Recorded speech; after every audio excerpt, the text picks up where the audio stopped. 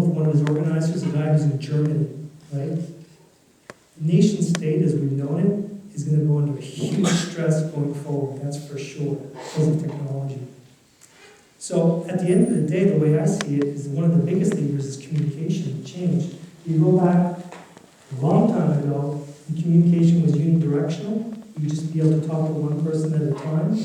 And then we had the notion of writing, which is the basis for science, where you could put down a piece of information and disseminate it out. And then the first iteration of the internet, called Web 1.0, was unidirectional also, where you put your information on a place that somebody could access it from distance. And that was a big, huge thing, because it's instantaneous access. Okay, I just uploaded the file, I can look at it, I don't have to go through mail or anything. Then came the current web version where it's bidirectional, in all directions, right? You can exchange information, you can trade information, you can dialogue, and because it's also written, you can do that through time. Somebody can be working at different times of the hour, and accelerates everything. So this is really neat stuff. Another big thing is reiteration and evaluation. So you get something in front of you, you might not have contact with that person. You're evaluating that piece of work on the work itself. It can be a little kid sitting in his underwear behind a computer in India, you have no idea, and they can contribute. And that means more potential, as opposed to, I don't listen to anybody unless you're wearing a gold tie and driving a Mercedes, right? You get rid of all that, and it opens up a lot of possibilities. So at the end of the day, my big thing is the fact that my kid's on a computer, and he's looking at a Lego, and the Lego costs $3.79 or whatever, and he can look at people's comments. Other kids are commenting on the Lego. Is this good? Is this bad? And they're actually voting. How good? Get 1 to 5 stars. So he can make an informed decision, and he can contribute on that. And my Prime Minister can send my kids in the future to war, and I have no say. That's pretty fucked up, right? I think if the founding fathers were here today in the United States, they'd be looking at this going, are you crazy? You have this technology and you're using it to buy little plastic toys and you could reorganize your society? If we had this, we put in the electoral system and all this stuff because we're geographically dispersed and we had to have a system for decision making. But now we have tools that change the game like crazy. But we're going to have to put some effort to get it to this place because people don't want this to change. The people who are there today do not want the system to change. It's not in their best interest. They're having a good old time. So, when we go into a company, Chapter 3 and Part 2 is about strategic planning process.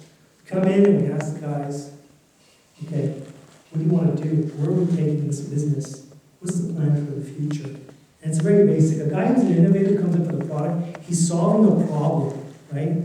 I want you to be able to do this on your phone, so they make a product and they sell it and they make money as an entrepreneur. But when you get a large organization, a multi-billion-dollar organization, that's not how it works. You now have multiple products, then you have to really start figuring out what your market niche is and where you're going and that kind of stuff.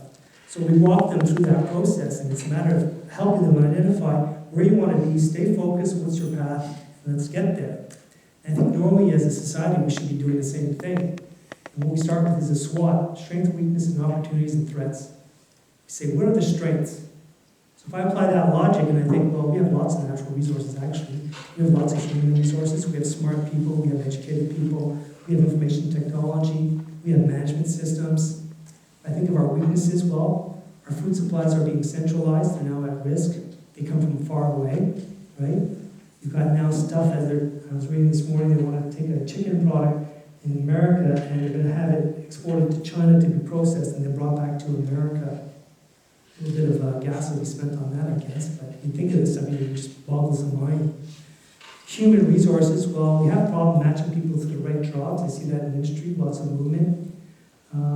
We have organizational structures that are still dependent on a command and control system. We have management systems that make it so that few people make the decisions. I see a lot of that changing today because this is becoming complex and we're trying as much as possible to push decision making down because those who are successful, decisions get made faster so you get a competitive advantage. So the market's making that happen, but there's still that desire and that education to say no, you hold in control at the top.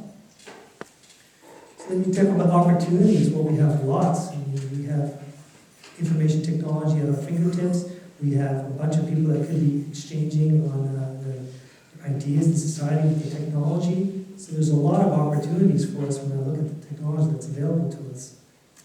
Threats, well, we went through them.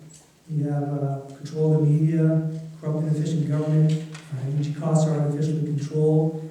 We have disparity in wealth, which is going to be a game changer over the next couple of decades if we don't fix it.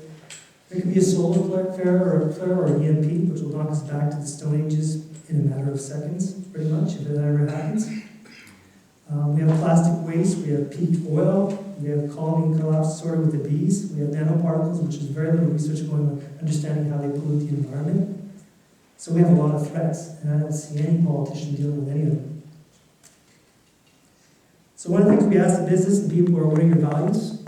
And some businesses, the leadership doesn't care, it's about profits. I've been to some very fortunate businesses